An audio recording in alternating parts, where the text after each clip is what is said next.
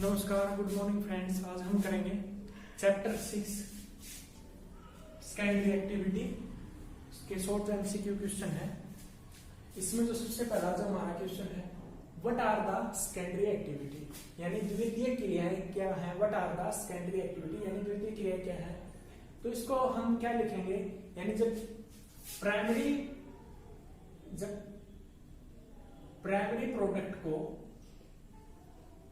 जब primary product को convert किया जाता है, we have primary product convert the more useful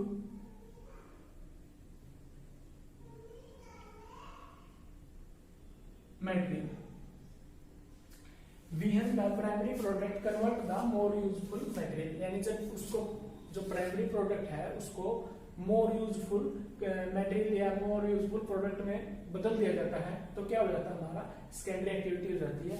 और जितनी भी मैन्युफैक्चरिंग इंडस्ट्री है वो सब की सब क्या है, जितनी भी मैन्युफैक्चरिंग इंडस्ट्री है वो सारी सेकेंडरी एक्टिविटी के अंदर आती है, सारी मैन्युफैक्चरिंग इंडस्ट्री।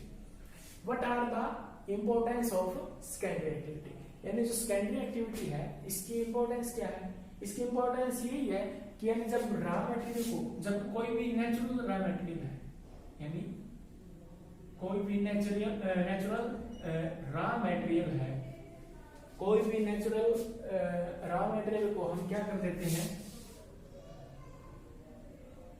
कन्वर्ट कर देते हैं किसके अंदर, यूजफुल प्रोडक्ट के अंदर। कोई भी नेचुरल रॉ मटेरियल है, जैसे वीट है, वीट से हम क्या बना देते हैं, बिस्किट बना देते हैं, ब्रेड बना देते हैं, तो क्या हो गया, वो यूजफुल प्रोडक्ट हो गया। फिर what are the manufacturing industry, यानी मैन्युफैक्चरिंग इंडस्ट्री क्या है कि कोई भी है ना, मैन्युफैक्चरिंग इंडस्ट्री क्या है, उत्पादन करने वाली जो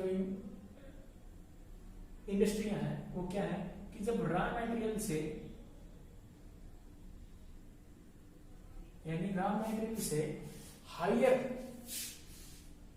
रॉ मटेरियल से किसी भी प्रोडक्ट की हायर वैल्यू हमें प्राप्त होने लगी, यानी किसी भी रॉ मटेरियल से जो प्रोडक्ट उत्पादन होता है, जो प्रोडक्ट प्रोडक्शन होता है, उससे क्या है कि उसकी हमें जो हायर वैल्यू हमें मिलती है वो क्या कहलाती है, मैन्युफैक्चरिंग इंडस्ट्रियों के द्वारा ही हमें प्राप्त होती है।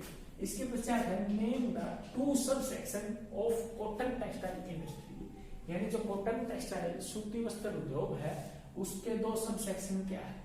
देखो, जितनी भी वर्ल्ड के अंदर सूती वस्त्र उद्योग है या कॉटन टेक्सटाइल इंडस्ट्री है, उसके दो सब पार्ट ये है, एक तो वो है हैंडलूम और एक है पावरलूम। हैंडलूम के अंदर क्या होता है, हैंडलूम के अंदर लेबर बेस्ड होती है हैंडलूम सारी, यानी हथकरघा भी बोलते हैं इसको हिंदी के अंदर, यानी लेबर का कार्य क्या है, ज्यादा से ज्यादा जितना भी कार्य किया जाता है वो लेबर के द्वारा हाथों से किया जाता है। और पावरलूम में क्या होता है कि जितना भी जो कार्य किया जाता है वो पावर यानी बिजली द्वारा, लाइट के द्वारा, मशीनों के द्वारा किया जाता है, मशीनें चलाकर। तो ये थे हैंडलूम और powerloom. What is the house hold industry, यानी हाउस होल्ड इंडस्ट्री के अंदर क्या करेंगे, हाउस होल्ड इंडस्ट्री वो होती है कि जब एक ना क्राफ्टमैन, जैसे क्राफ्टमैन है, एक क्राफ्टमैन क्या करता है, एक क्राफ्टमैन है ना जो छोटे छोटे इंस्ट्रूमेंट लेकर, यानी जिसको हम हाथ से चला सके, छोटे छोटे इंस्ट्रूमेंट के द्वारा कोई भी जो घर में प्रयोग करने वाली वस्तुएं हैं उनको बना सके। पहले हमारी जो माताएं थी वो करती थी इस प्रकार के जो क्राफ्टमैन वगैरह के कार्यक्रमों में, यानी जो सौंदर्य प्रस्थानें हैं, चित्रकारी होगी, छोटी पेंटिंग होगी, वो हाथों के द्वारा किए जाने वाले छोटे छोटे, तो वो किसको कहते हैं, हाउस होल्ड इंडस्ट्री। यानी क्राफ्टमैन या एक आर्टिसियन जो भी मतलब छोटा इंस्ट्रूमेंट लेकर जिनका प्रयोग हाथों से किया जाए, उनको लेकर एक सौंदर्य चीज बना सके। फिर which is the leading steel production region of Germany, यानी देखो जो स्टील का जो प्रोडक्शन है वो जर्मनी में किसके ऊपर डिपेंड है। जर्मनी के अंदर एक रीजन है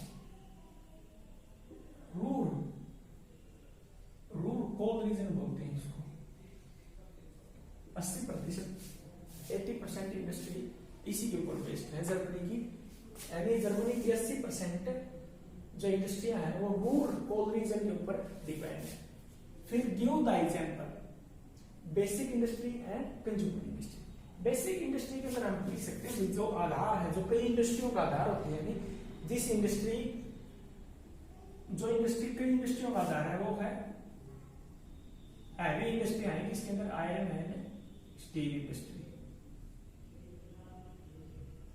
आयरन एंड स्टील इंडस्ट्री, क्योंकि लोहा कई चीजों का आधार है।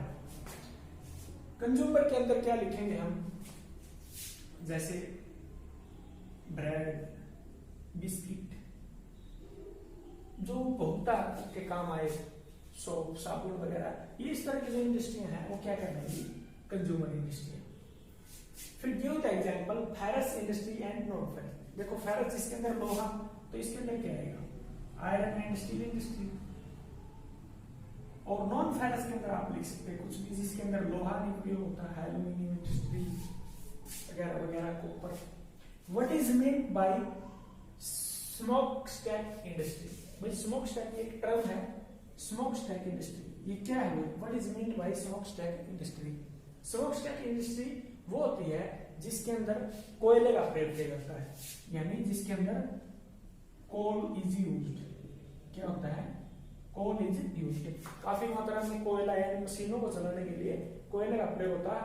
और इसको स्मोक स्टैक इसलिए कहा जाता है क्योंकि जब कोयले का दहन करते हैं, जब कोयले को जलाया जाता है तो क्या है, भारी मात्रा में धुएं का उत्सर्जन करता है, तो इसको बोलते हैं स्मोक स्टैक।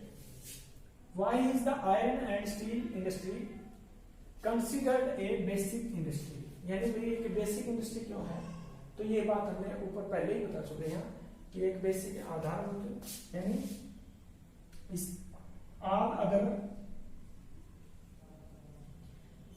अदर जो इंडस्ट्री है,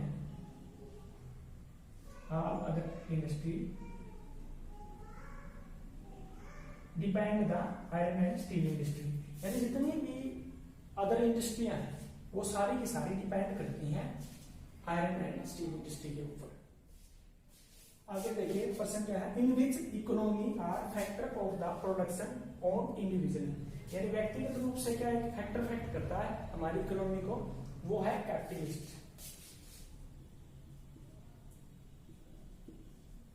कैपिटलिस्ट यानी पूंजीवाद। यानी देखिए पूंजीवाद क्या है कि हमारी जो प्रोडक्शन है या जो हमारी इंडस्ट्री है उसको क्या करता है, फैक्ट करता है। What is टेक्नोपोल। टेक्नोपोल क्या है, एक प्लान डेवलप्ड एरिया है, एक प्लान डेवलप्ड एरिया है जो क्या करता है, technology production, technology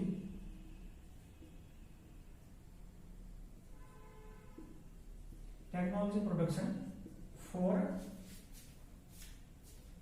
technology innovation. क्या करता है, टेक्नोलॉजी इनोवेशन,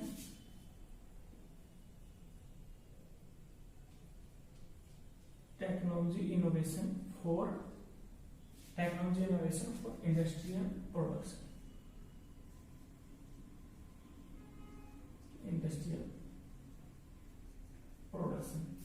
यानी एक प्लान डेवलप्ड एरिया है, एक प्लान करके एक एरिया के तहत एक एरिया को प्लान डेवलप किया जाता है टेक्नोलॉजी इनोवेशन के लिए, यानी प्रौद्योगिकी के लिए, फॉर इंडस्ट्रियल प्रोडक्शन। यानी उच्च उत्पादन हो किसी भी इंडस्ट्री के अंदर, उच्च उत्पादन हो यानी उच्च प्रकार की वहां पर क्या टेक्नोलॉजी विकसित की जाए एरिया के अंदर। क्यों की जाए, क्योंकि एक हायरली प्रोडक्शन इंडस्ट्री के अंदर हमें which area is called rust bowl of USA. ये रस्ट बाउल ये टर्म आई है, यानी जंग का कटोरा, इसको हिंदी में बोलते हैं जंग का कटोरा। Which area is called rust bowl, जंग का कटोरा। तो यूएसए के अंदर एक पिट्सबर्ग जगह का नाम है पिट्सबर्ग। पिट्सबर्ग एक जगह का नाम है, उसको बोलते हैं रस्ट बाउल। क्यों बोलते हैं, क्योंकि वहां पर जितनी भी इंडस्ट्री थी वो सारी किससे संबंधित थी, आयरन से संबंधित थी, यानी दो उत्पादन से संबंधित थी। तो अब क्या है कि उनका जो इंपॉर्टेंस है वो घट गई है लगातार, जिस प्रकार से अब कांच का प्रयोग होने लगा है, स्टील का प्रयोग होने लगा है, तो क्या है, आयरन की जो डिमांड है, जो आयरन की इंपॉर्टेंस है वो लगातार घटती जा रही है। इसलिए उस एरिया को, इसलिए उस क्षेत्र को क्या बोल दिया गया है, रस्ट बाउल यानी जंग का कटोरा बोल दिया गया है। क्योंकि अब उस एरिया का इतना महत्व नहीं रहा, क्योंकि हमने वो क्या कर लिए, और नई नई तकनीकों के साथ साथ नए नए धातुओं की खोज कर ली है, स्टील हो गया, कांच हो गया, और भी बहुत सी चीजें हमने खोज कर ली। तो ये थे शॉर्ट एमसीक्यू क्वेश्चन। आशा है, उम्मीद है आपको पसंद आए होंगे। Thank you.